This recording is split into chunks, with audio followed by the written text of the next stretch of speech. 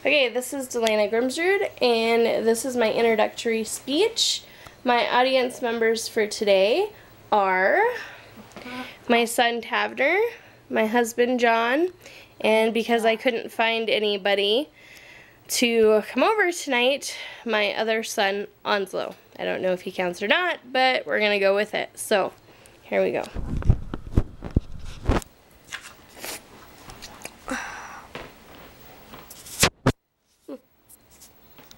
You got it under control? Okay. Hi, my name is DeLana Grimsrud, and I'm a 30-year-old college student, and the reason I'm here tonight is to introduce myself to you, to let you get to know me a little bit. The way that I plan on doing this is mainly by telling you about my family and the things that they've taught me, and who I am because of them. My hope is by the end of this that you can say you know me a little bit better. Although with my family members, I don't know if that's possible. Okay. I was born October 31st, 1980 to Chris and Ellen Grimsrud. My parents' relationship can be summed up in one story, which is the story of how I got my name. I was 7 days old and still in the hospital, and the doctors and nurses informed my parents that if they did not come up with a name, I could not be released from the hospital. And up to that point, they couldn't agree on anything.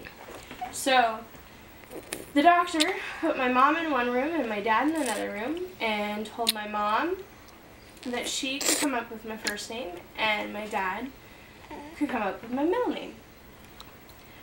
So I got DeLana Renee, which I guess I'm kind of glad that it actually fits together because there is a huge chance that it would have been something really awkward. Anyways, my parents were married until I was 5 years of age, and like I said, their marriage was not necessarily a good one. But luckily for me, they later on in life met two people that they both really loved and brought a lot of joy and happiness, and actually some other brothers and sisters into my family, which was great. My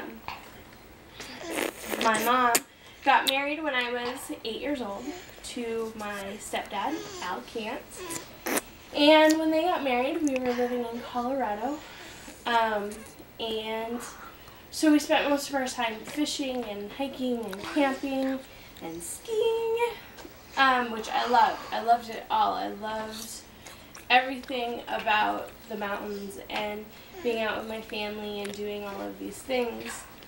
And these things like skiing and fishing and camping, I still love to this day. And unfortunately, as often happens, life kind of gets in the way, so I don't get to do it as much. But that passion for those things is still there in my life, all thanks to my stepdad. When I was 12 years old, we actually moved here to South Dakota, where we bought our family ranch, and they bought that ranch because of me and what I wanted, because my dad's side of the family, they're all farmers and ranchers. I think I have one aunt and uncle who actually live in a city now, and they haven't always. So that was something that I was very passionate about. I wanted horses and property and just places to run, you know, as a kid. And by the time I was 12, I had my first brother. He was born in 92, obviously. His name is Colton, and unfortunately we don't have the greatest relationship because there's a huge age gap there. But yeah, and that's the only half brother that I have from that side of the family. I also have a stepsister, Heather, who is 2 years younger than me, and we are complete opposites. She's into techno music and very spunky, and I'm more of a control freak, as my husband would say. But we still managed to make that relationship work somehow. Anyways, I told you a little bit how my aunts and uncles are all farmers. I actually have 6 aunts and uncles. I have 3 uncles and 3 aunts.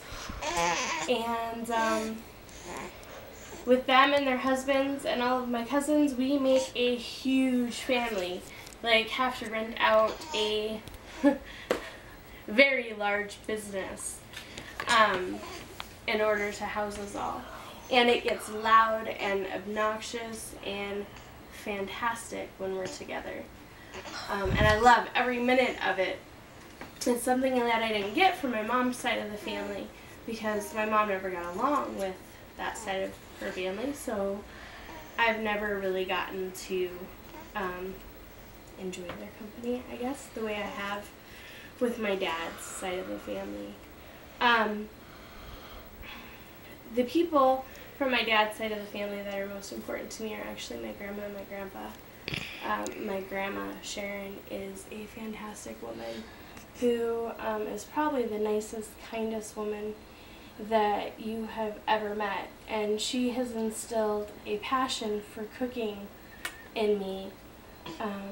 And I strive every day to live my life just a little like she lives her life. With grace and humility and love and caring for every person that she comes across. And her husband, Larry, has instilled a love and passion for my heritage that I haven't gotten from anybody else. And I think because of that, those two are the most important people when it comes to who I am now today. Well, that's a little bit about my family and how they have brought me up to be the person that I am. Thank you very much. Tanner, stop it. What do you press?